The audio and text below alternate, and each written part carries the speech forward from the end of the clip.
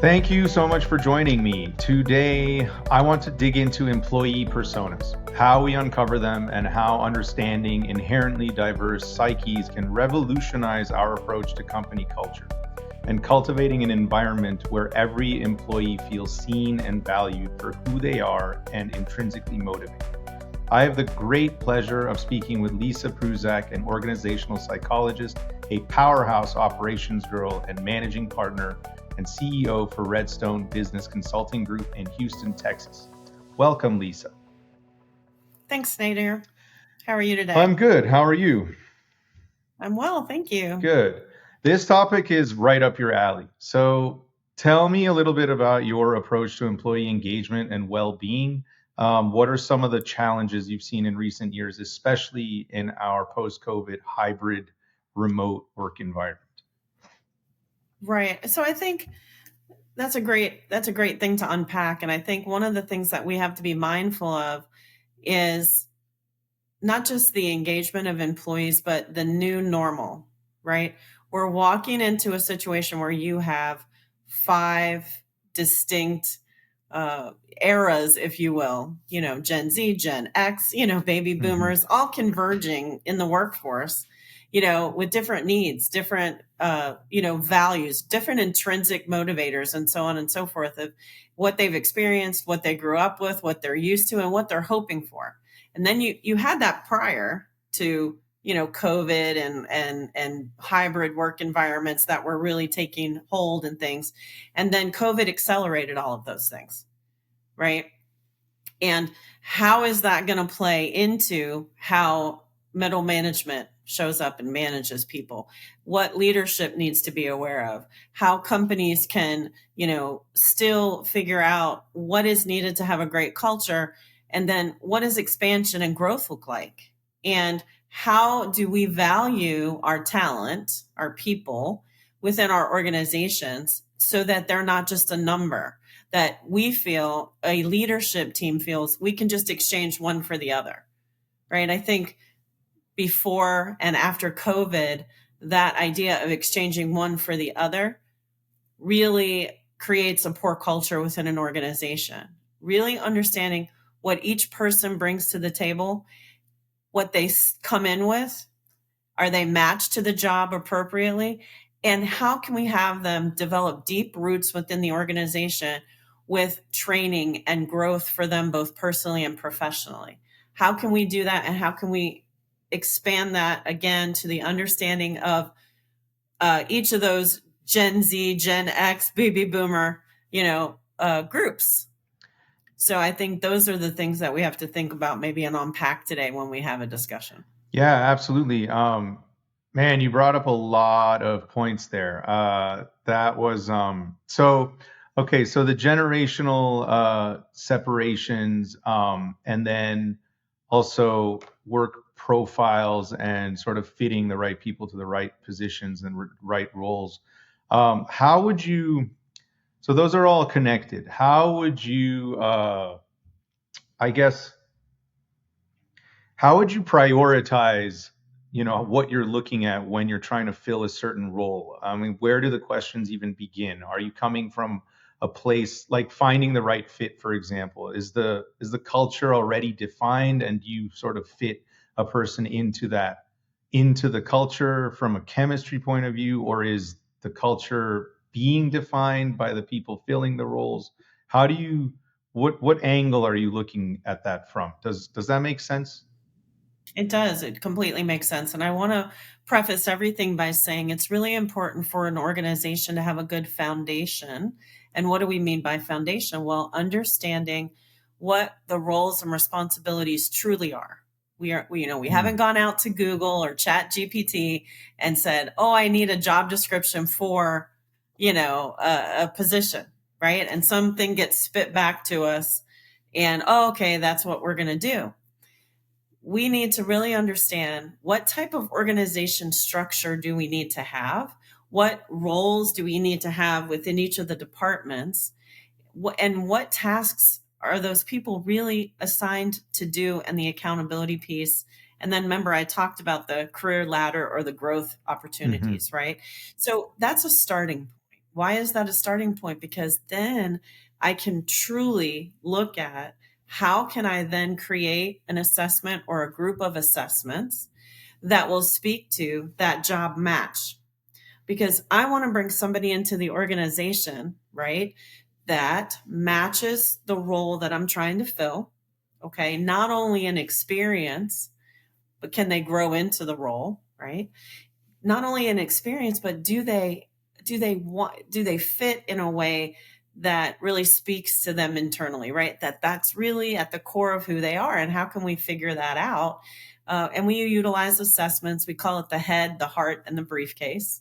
So we can use behavioral assessments to determine the head part, right? The head space that we're in, not personality necessarily. I'd like to be really clear between the difference between a personality assessment and a behavioral assessment, because we don't really change personality. What we do is we change behavior with intrinsic and extrinsic reinforcement, right? And so let's be clear about those things because it's important. The heart is, do I want to be here? Do I have a passion for this? Can I see myself here? I really can't wait to get here and grow. And I've been so excited to be in XYZ industry. Okay, great. And then the briefcase piece, what experience am I bringing with me? Whether that's education, the combination of education and, I've held roles in, similar industries, the same industry. I'm good at generalizing these type of things. And I think when you combine those three things together and you match them up again to that really good defined role with a good set of responsibilities, now you have a conversation that's going somewhere. Okay, that's really interesting. So you basically, in essence, you're, to put it simply, you're creating the role with a specific personality in mind, and then you're fitting the person based on this anatomy that you just described, the head, heart, and briefcase, that best fits into that pre-created role, that very Pre-created carefully. role that fits in with the organizational structure that when combined together, right, has the set of behaviors and roles and responsibilities with accountability, right, combined together that gets us to our business outcome. Right. Because this is the talent strategy piece we're talking about. So we have a business outcome that we'd like to achieve in the year, in 3 years, 5 years, et cetera, in the week. Yeah. Right. And each of the departments comes together to meet that business outcome through a series of strategies. And the strategy that you and I are talking about today is talent strategy, people strategy, right?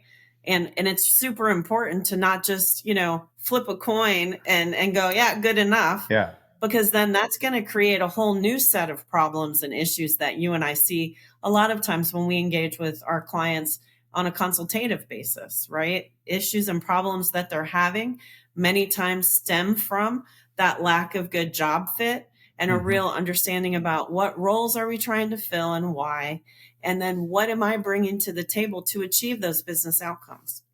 Right.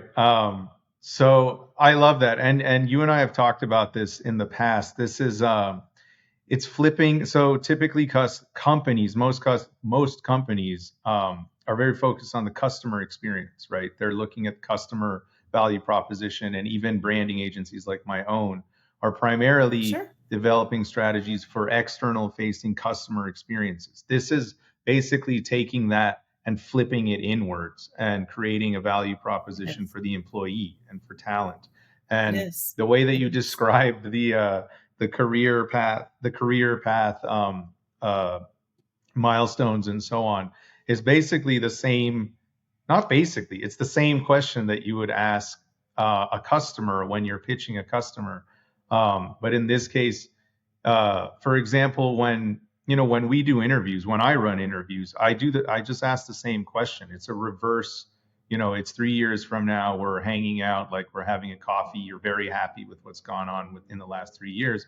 What's happened in the last 3 years to make you happy? And that could be, the mountaintop, whatever you want it to be. And then we work backwards from there, developing your career path in the moment. So like we can even per the job description that you described, we could even potentially scope out the next, 6 and 12 months of your job here right on the Yes. spot. So you get like this Yes. immediate buy-in from the candidate because they're already envisioning this growth path in front of them, which is it's a very different way of it's a completely different sort of outcome rather than having the conversation of like, what can you do for us? It's a what can Yes. I do for you? What can we do for you? And how can we get you to the place that you want to be so that there's this mutual sort of back and forth to get to collectively get you to where you want to be so that we can ultimately get where we want to be. Right. Right. That's shared value proposition. yeah, I love Right. that. So in the case Yes. of like identifying these personas, for example, not for example, these personas like you described, how would you suggest that organizations or leaders like effectively conduct primary qualitative research? What methods do you think are useful? What do you use yourself when gathering these kinds of insights about employee motivations, values, and work styles, and so on? Right. Again, let's start with making sure that we understand roles and responsibilities, right? What are we trying to achieve and why? Right. And our leadership styles, being very aware of our leadership styles. So there are assessment tools, many that are out there, many that are very valid and reliable and good. And so pick one of those, right? I use Predictive Index and AG Win sites as examples of two of them. There are others. And really assess, right? Leadership first, have the leaders be very aware of the styles that they have, the way that they communicate, the way that they make decisions, the way that they handle conflicts, and the way that they show up together as a leadership team if there's more than one, and how they're, showing up and what's important to them, because we're going to use that as messaging next, right? And so then we can then understand, okay, and what type of organization do we have? Are we in a really fast growth?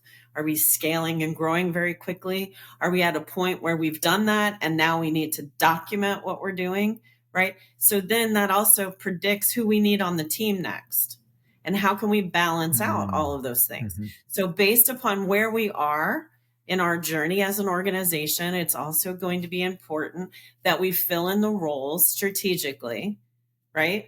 Of who do we hire next? Who are our next hires? And how do we then assess them, from a behavioral standpoint on how they're going to be a good fit for what the organization needs moving forward or moving in this phase of whatever the phase of the business is in, matching the job, again, the role with the person. Okay. And then conducting really good interviews to identify that good fit. And then, like we talked about, having that career conversation, and then continuing to make sure that we're having those conversations at a good, clip. Are we doing it once a week? Are we doing a check-in? Are we doing it once a month, every 6 months? But what's the expectation? Be very clear about that. Okay. And then I like to have, as a leader, I like to have conversations when I'm doing an interview with someone where I literally say, it's really important to us from a leadership and an organizational perspective that you are really excited about working here. You found out about the company. You understand, our vision, our mission, our purpose. You really want to be here because we want you to want to be here. We want you to want to grow yourself as we grow the organization. And as we change and evolve, we want you to come along with us. What we don't want to do, and I say this very directly, what we don't want to do is have you come on board and then leave in 3 months or 6 months. That doesn't benefit you and your career, journey. And that certainly doesn't benefit our organization. It's very costly, right, if we don't make a good match between one another. So I think educating leaders and hiring managers on how to have those really good, transparent conversations and just be honest. Like, we would like for you to land and expand with us. Mm-hmm. We don't want a revolving door. And I think that also speaks to our culture, because culture, that piece of the culture is an awareness of how important each of those people in our organization are to the success of our organization. Did that answer your question? Yeah, absolutely. I do have a follow-up in the form of the interviews. As a psychologist, as an organizational psychologist, in designing basically the psychography behind different personas, different personality types. Each we know that different roles require different personalities. If you're a big That's correct. company, especially if you're a big company, let's say you have 10 departments. You have the IT department, you have operations, you have marketing, you have sales, you have accounting, and so on. Those people are very different from each other. Marketing is generally extroverted people who are creative and whatever. Sales is like all out extroversion, and then IT is introverted and so on. So these personalities require they require parameters. Like, you have to understand who these people are, so they're going to be the best fit in that role. And then if you're a manager of like IT and a manager of marketing, you have to have some sort of overlap because you're going to be communicating interdepartmentally. And again, like flipping from the customer side, it's still you're segmenting these different personalities as like target talents, for lack of a better word. And Yes. so in your interview methodologies, again, as an organizational psychologist, how do you narrow that down to be able to fit a specific sort of psychographic profile, if that makes sense? Yes. So there are several assessment tools, predictive index being one of them, which is very well known for taking the guesswork out of that job match, because you create a job target from your job description. And within the system, so there's a platform, a system that has 60 years of really good metrics and data behind it, all these algorithms, if you will, okay, psychometric data, okay.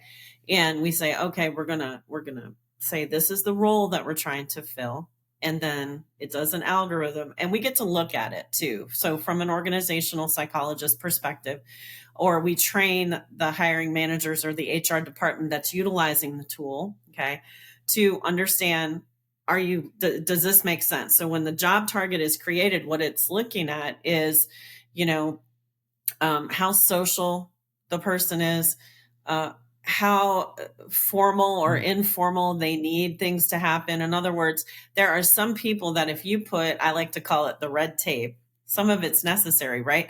Meaning processes, procedures, this type of thing. But there are people who thrive in that environment, and there are people that run away from that. Okay. And based on that, it's going to predict what roles they're going to be better at than others, right? So we take these 4 dynamics. Those are 2. The other ones are pace, right? The patience or the pace with which I'm operating, and how much control I need to have over the people and events, right? So those are the, from a predictive index standpoint. And all the assessments are very similar, but we'll just talk about one. It makes it easier for, to have this conversation. Then based on that, right, we get a profile of the person in I call it their natural environment. They're floating in the deep end of the pool with their floaty and their beverage of choice, and they're all relaxed and they're just themselves. Okay. And that's one of the pieces of the assessment. The second piece is, oh no, now I'm in front of people. And in this case, I'm in front of people at work, in a work environment. Have I modified, the way that I show up in those 2 environments? Did my assessment, is it one right on top of the other and exactly the same? Some people do. Some people are right smack on, right. Each of the things measures that way. Some people, their drives, their needs and drives move around based on, now I've shown up at work. We can extrapolate that to somebody who is in a ownership position or a leadership position, might have that need for control, move more to the right, increasing the need to have control on people and events. Because they're saying, oh, I realize I have to show up that way. Right. right? And so it's an awareness piece that we're building, right? To look at what does that look like for the person. Okay. So when I make the job match and you've gone through the interview process where you've gone through some of the gates, right? You've had, we have the, what I say, the go, no go, right? Do you have this much experience? Have you, all those, like, the must haves. Okay. So you've passed those gates. You've passed the initial screening. You've probably had a phone conversation. You're put to the next. Now you're in the assessment phase, because we don't want to assess people if they don't pass the first gates, because that's expensive. So are you right? running the predictive index? Because I know it's like a question, it's like a survey kind of a thing, right? And It is. are you Yes. running those during the interview? Like, do you have So you're candidates going to actually? do that before, right? So what my recommended process would be to have those non-negotiables for the role that you're trying to fill.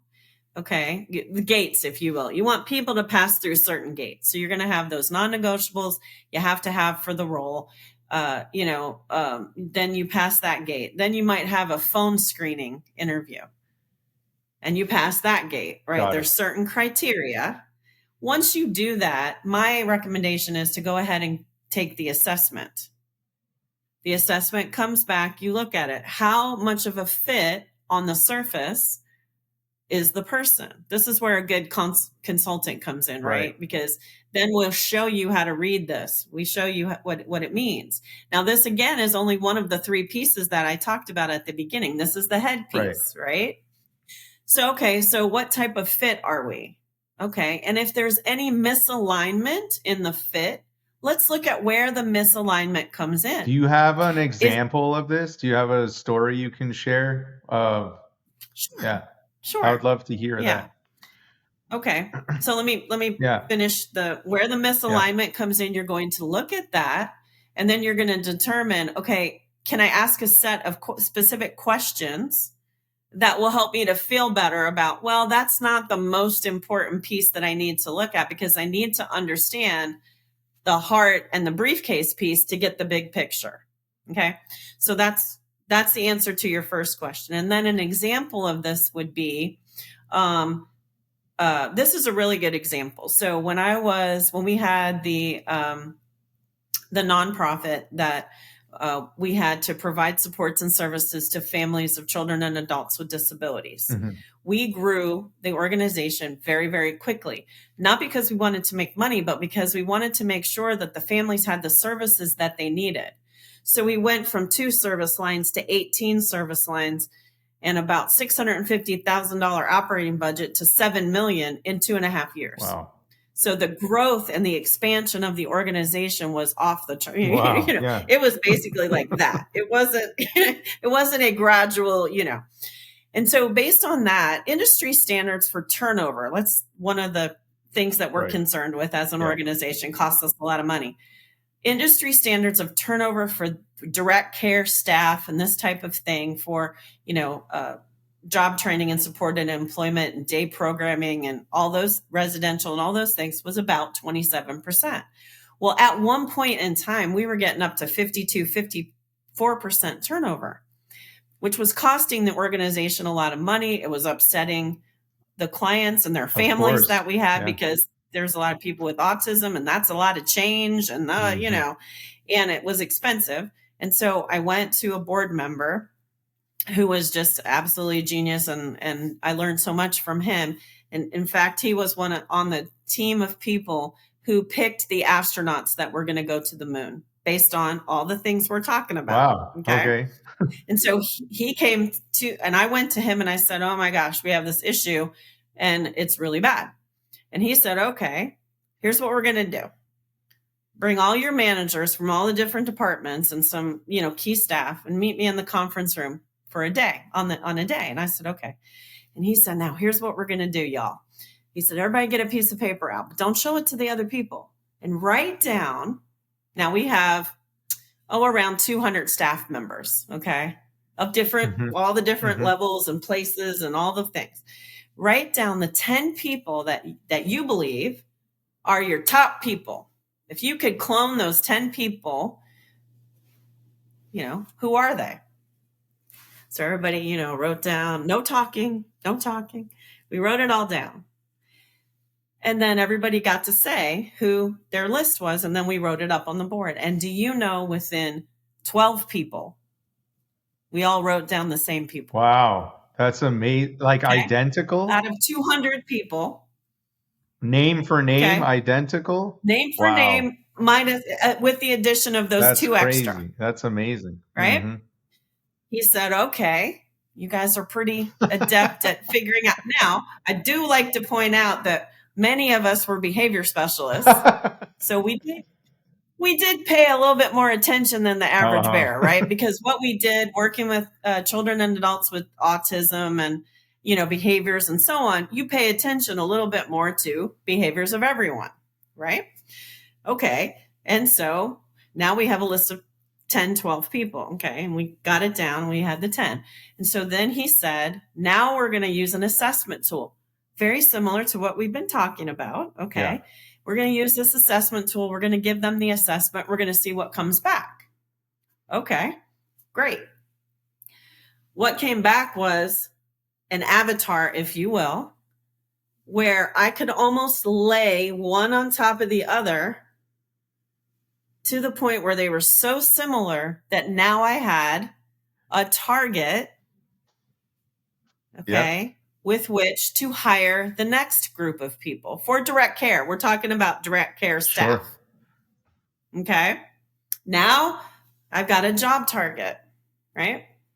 It was like, wow, this is really cool. This was back in 2002. Okay. Wow. Yeah. Yeah.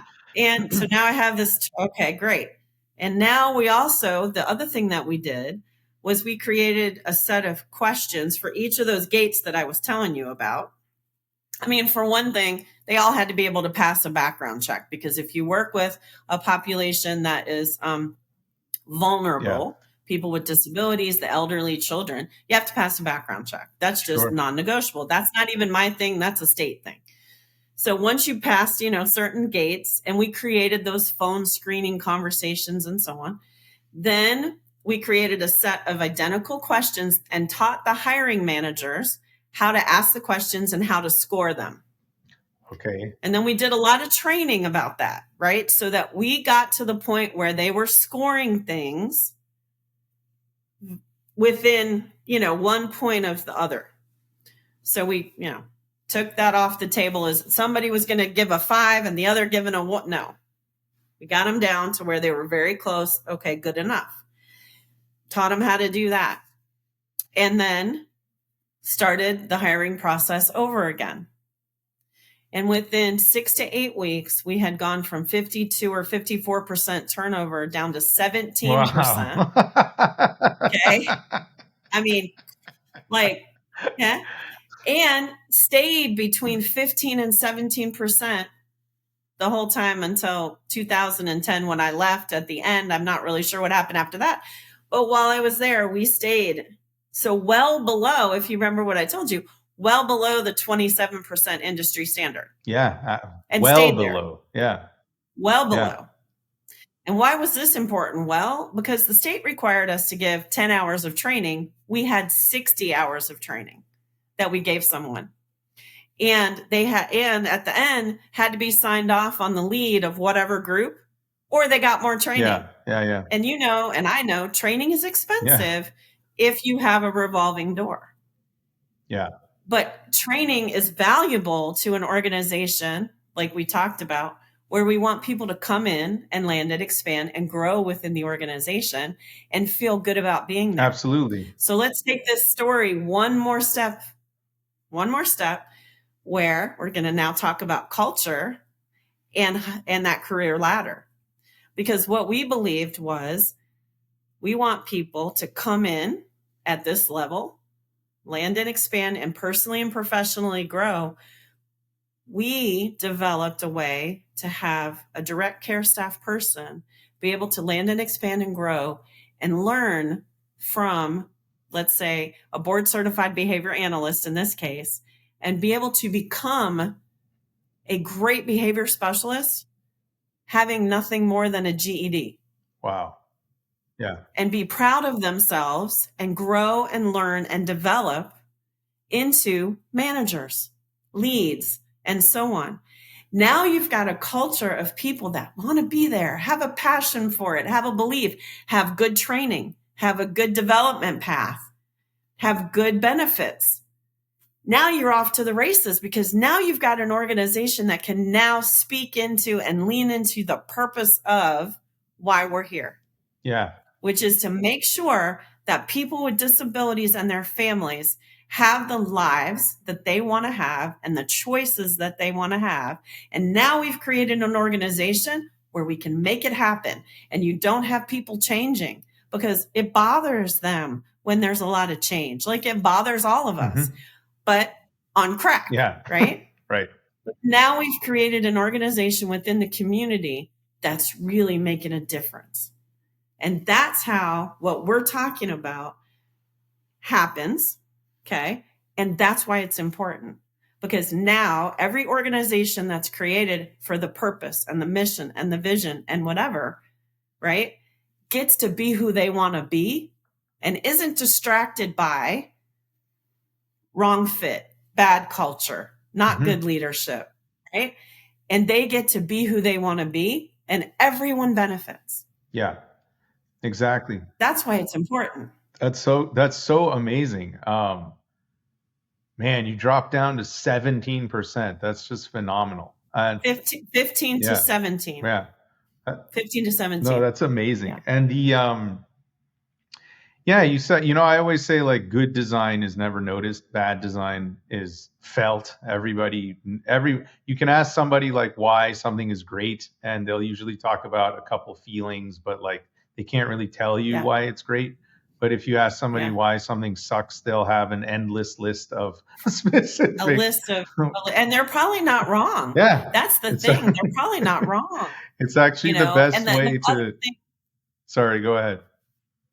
The other thing that was super important to your point is when you went and you asked an employee, right?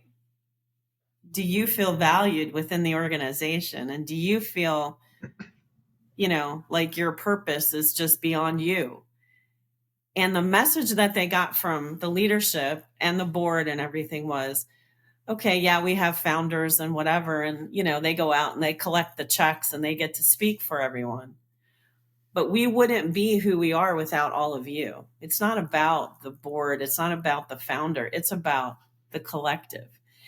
And we got to a point where they were the ones that were giving the tours. They were the ones that were speaking. They were the ones that were out front. And they really were so strong in their belief as to why they were important and what difference they were making that leadership didn't have to say anything anymore. It was everyone else. And when you can get an organization where everyone else is speaking of why they're important and what their role means and so on, no matter what it is, okay, there you go. Yeah. And now you have inherent advocates, right? I'm assuming the employer, the company's reputation probably skyrocketed because of that. Yes. And now guess where your next employee is coming from? Word of mouth from the people that work there. They're bringing good people. And I'll tell you what they're not doing. They're not bringing people that are not good. They're not just bringing anyone. They're assessing whether, well, I know so-and-so needs a job and everything, and they've done it before. They're not going to be a good fit for us. And they're saying it themselves. Yeah. They don't bring them. They don't recommend them. And they're having that conversation with themselves or with their peer group. Well, yeah, they're okay, but do we really want them here? Yeah. That was a screening that happened well before we got there, well before it got to us, right? Or well before it got to that first, those first gates. And that was super interesting. And so that happens in all organizations when it's working like that. Yeah, absolutely. And whether it's negative or positive, I mean, it impacts the quality of somebody's life overall. I mean, you're impacting, whether they're individuals or they have a family or they have children or whatever. I mean, speaking of age, generation gaps or differences in generations, I learned something recently that kind of changed my perspective about that whole thing. Is like the generation gap is something to take into account, but more than that, it's Yes. specifically lifestyle, because you could be of different generations and have the same lifestyle. You could be, Yes. a younger mid 20s something, a single man, and a the with excuse me, a 36-year-old or 48-year-old single man, and essentially maybe you're isolated, you don't have a lot of friends or something, or you don't have a big social life, so like your work is basically the place that you go to interact with others and um, have that sort of interaction with other people and get that fulfillment in that case. But then you might be, a 28-year-old new father with two kids, and like the 26-year-old and you have nothing to do with each other. Like you have more in common with an older, parent or whatever. And so like Yes. how do those when you take into account these cultural initiatives in employee engagement and employee well-being, how let's say, how much emphasis are you placing on lifestyle, like outside of the workplace, and Mhm. understanding that whatever happens here is impacting that and vice versa, and like their lifestyle, especially in the remote environment, their lifestyle is going to impact how engaged they are with the workplace, like how meetings are affecting them, if it's affecting them, whether they're go-getters or they sort of Mhm. need the both emotional and hand-holding support or Mhm. whatever. How do you take into how much emphasis do you place on actual lifestyle outside of the workplace, and how does that affect the way that you not only hire people but continue to work with them and train them and allow them to grow? Mhm. So, big word, right? Culture, Hmm. right? So let's know that that's the realm in which we are speaking. Okay. And it's a lot to unpack because it has a lot. You asked a lot of questions, but culture is what we're Hmm. talking about. Uh, One, I want to say that from it, again, leadership is very important. Messaging is very important, but awareness is the key to this whole thing.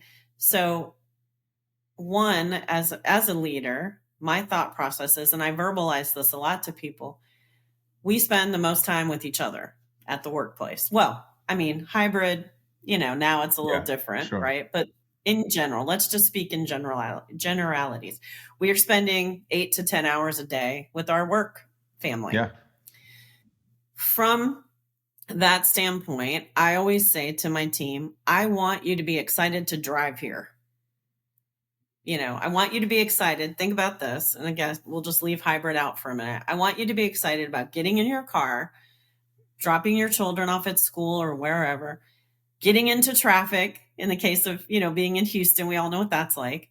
And really the whole time thinking about, I'm excited to have this conversation. I'm excited to be on this, project. I'm excited to go to this thing. I want to get to work. I want to see my friends, my colleagues, right? Want to have those good conversations. I feel like, every day is an adventure and I'm really happy that I'm going. That doesn't mean there's not stress and pressure Hmm. and all of that. But at the end of the day, that's, where's the balance? Am I having all these good emotions while I'm driving in this crazy traffic and I got to go back and drive home in the crazy traffic, right? Am I looking forward to doing that? And as a leader, what I'm hoping that everybody does is understands that and creates an environment where that is mostly true, Right. right? It's utopian. I get it. I'm not trying to be Pollyanna, but let's try to make a situation where that's mostly true, right? It's important. Okay. Then the awareness of how I'm showing up as a leader and what my personality and my behaviors are and so on versus the others, right? Just the awareness, how I need to be communicated with and what's important to each group of people that I'm dealing with and how they need to be communicated with. And those assessment tools are going to tell us that, Yeah. right? Which is why Right. they're helpful, right? So that's good. And if we don't have an assessment tool, we kind of can see people's behavior if we pay attention. So pay attention, right? Pay attention. Some people are quiet, some people like to speak and, everywhere in between. So we notice those things. So that's one piece. Okay. The other piece that you asked about is the intrinsic motivation of someone versus the extrinsic motivation of someone. So again, environment, that's extrinsic, right? The environment, the paycheck, the benefits, the bonuses, all of those things, right? Mm-hmm. That we can create an environment where we understand what each generation, what's important to each generation and why. Okay. And we can build that into our culture and to our talking points. Okay. Our career ladders, like we talked about, personal and professional growth and everything. That's important. And then the question that you also asked speaks into work-life balance, and how that relates to each of those generations and what's important to them and why. Okay. And now you've got a generational situation, 5 generations in the workplace, and work-life balance isn't the same to everyone. Sure. Yeah. Here's an interesting fact. Perceived organizational support is a construct that was developed in 1979, around there, is the same to everyone. Okay. Yeah. So here's the thing. We can get a pretty good work-life balance culture going and hit, can we make everybody happy all of the time? No, but we can kind of converge on something that's good for everyone. But here's the key. Perceived organizational support is the same for everyone, no matter the age and the generation. And if we have high levels of perceived organizational support, it's a survey. Okay, so now we're back to our psychometric conversation. If we get high levels of that for all the groups, okay, all the people within the organization, guess what happens? We have high levels of engagement and commitment and success, which predicts intentions to stay in the organization, less turnover, and more effectiveness and efficiency and success for the individual, the small group, and the organization.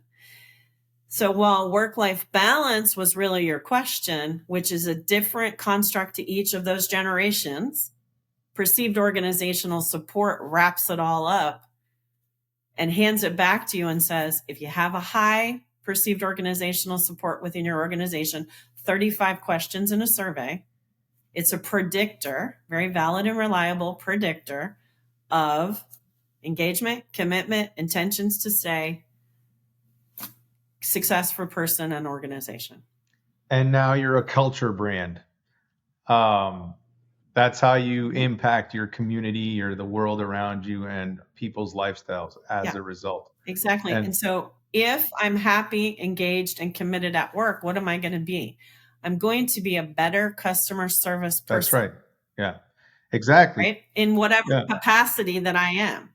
Okay, let's take manufacturing something. If I have that and I'm satisfied at work, I'm going to pay attention more to the quality, right? I'm going to dig in and make it a high, I'm not going to, because you care, just kind of be okay with the status quo. I'm going to try to make that quality be quality all the time, right? Even though I'm not speaking to a customer, that speaks to the customer. Yeah, exactly. Yeah, because you care. And it, like you said, even though you're not directly speaking to the customer, you know what your role is in the entire chain of events. And you have ownership. You've been given ownership. You've been given ownership to make decisions, to feel valued, to feel seen. This is the essence of brand equity. If you want to build your brand equity as a company in the market and be seen as, a great place to be. I mean, what is brand strategy and branding in essence all about? It's about making a place or an organization so attractive that everybody wants a piece of it, whether they're doing business with them or whether they want to work with them, or if you're a town, that people want to come live there or whatever. It's like from every possible angle, your brand equity is thriving because people want to work with you. They want to grow with you. They want to be a part of your world because they feel supported. They feel seen. They feel heard. They feel like They can Cared they about. feel cared about, and it goes beyond the individual. What you said earlier, it becomes about the collective, this collective Yeah. purpose, right? Like it's something beyond myself. It's not about me anymore. It's not about you. It's about us and everyone around us. And that to me, I'm getting goosebumps right now, because that to me is what makes what we do so special. Like if you can actually tap into that holistic, this is when that word holistic really means something. Yes. That holistic approach where you're coming from, our model, it's the inside outside in model. That's why we call it that. That's Because exactly it's right. you're Yep. going in, back out, and then back in, and they're developing this completely holistic brand strategy that speaks to the customer experience, the employee experience, the leadership experience, just the entire organization as a whole, which ultimately impacts the literal community, whether it's physical in a physical place in a location or online, digital, it doesn't matter. Anyone who interacts with this place is improving their lives in some way, shape, or form. And that in itself is so special. And this is when, you and I argue about like how leadership just needs to get on the ball, because they're not seeing past the end of their own noses with respect to like what it means to have to care about your employees' well-being, and to really understand that they are the anatomy of your company. To push your three-pronged approach further, they're your heart, your brain, and your muscles. I mean, if you don't have satisfied, well driven employees, motivated for their own reasons, trained for their own reasons, not for your reasons, for their reasons. A shared reason. So it and again, it has Thank to you be for saying that. a shared reason, right? It's good for them. It's good for the organization. It's good for everyone, right? It benefits people when we can match people to their passions. Yeah, that's the heart piece. Exactly. Right, with their ability, their behavioral, floating around in the pool versus how I have to show up to work, right? And the experience. And you can say, here's the other interesting thing: high levels of conscientiousness and moderate to high level intelligence. And we're talking innate intelligence. We're not talking about, did you get a PhD from school? Yeah, we're just talking about your innate intelligence. So high levels of conscientiousness, right, which is a personality trait that does not change, and high levels of moderate to high levels of intelligence, predict, again, we're talking about prediction, that's going to be a good employee. And I can pretty much teach you anything. So to me, maybe it doesn't matter that you don't come in with a big briefcase, but you come in with the passion, and you come in with that, you're conscientious and you're pretty intelligent.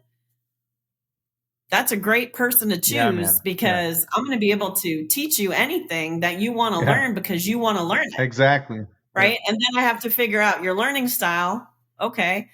And yet at the end of the day, I get to teach you some really cool stuff. And again, now you're growing in this. Go back to my example, which is what we did, is now they were able to grow within the organization, and really, like, they never imagined that they would manage anything. Now they're a manager.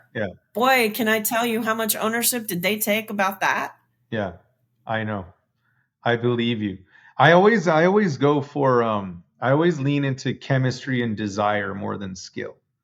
I like, for the exact same reasons you just listed. Like, I basically go, if we fit, if you value what we value, and we can get you to where you want to be, then this will work.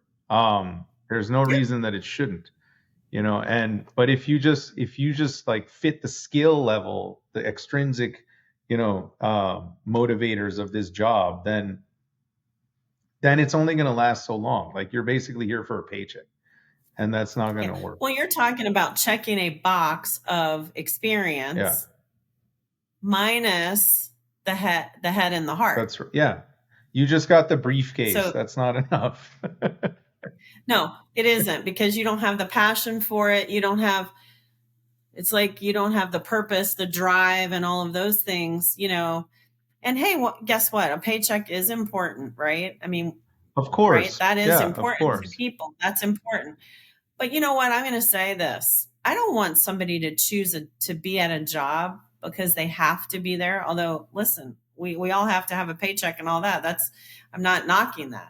But I wouldn't want somebody to choose this job over this job, just because. Oh, I agree. Right? And the high of a raise, the high of a promotion lasts about 3 months. And then you realize that you're still in the same place, you're with the same people, you have less time to enjoy your raise because you have more responsibilities at work, and nothing has changed in your immediate environment, and you're not driven by anything other than that high that you got when you got that promotion, with a promise that if you continue busting your ass, you might get another promotion in another 9 months. And 9 months, I think people would be like, wow, am I going to get a promotion in 9 months? It could take years, right? Yeah. And here's the other thing too. A promotion isn't a promotion either. Yeah. Right? A lot of times, who becomes the manager? The person that's been there the longest. Right? Is that the best person to choose for a manager role? Probably not. Not necessarily. Right? Yeah. So again, we go back to your question of job matching and psychometrics, right? Mm-hmm. And so now, in our career ladder, the suggestion, humbly, is make a career ladder where you do have a management track, but you do assess people as to their fit for management from the behavioral standpoint, right? Yeah. Is that important to them? Do they have the characteristics to be a manager? Yeah. Or are they a great subject matter expert and they have all the characteristics of being a really good trainer, which has nothing to do with being a manager? And my argument is, have a track, a management track and a subject matter expert track, where they get to be elevated within the organization and rewarded for the behaviors that we want to see and their subject matter expertise, but we're not forcing them to be a manager in order to go to the next level. Yeah, that's smart. So let's reward the behavior we want to see, how we want to see it. But again, let's build awareness within our leadership to understand the difference. Yeah, exactly. And I think you can touch on those right from the get-go within the interview, set the expectations, sure. And then with proper frequent check-ins and training and monitoring and feedback loops, there's no reason that it can't get there. And I agree. It's Absolutely just, not. We need to just inspire, motivate, and bring awareness to leaders to just get it going. Just look inwards. You have to look inwards. Without that inside anatomy, it's just, you don't go very far. And here's your soundbite: do better to be better. Do better to be better. Lisa, thank you so much for talking to me today. It's been really fun. Thank you. I learned a lot. You and I talk often, but I always learn from you. And it was a pleasure having you on. Is there any thing you want to leave us with? And also, please tell us how we can get in touch with you if we want to reach you. Sure. So Lisa at Redstone, B as in boy, C as in Charlie, G as in good, redstonebusinessconsultinggroup.com is my email. Happy to have you reach out there, or on LinkedIn. My LinkedIn profile is up. Please feel free to stalk me on LinkedIn. Not really, but you can find out all about me and all the organizations that I'm supporting, and all my friends like Nader. And we have an organization together called Synergy that they can also find on LinkedIn, and reach out to both of us to hear more about how we can help them to do the things that we've been talking about. And again, do better to be better, I think, is the final, right? Yes, do better to be better. Lisa, thank you so much. It was a pleasure. Thanks. Thank you. Take care.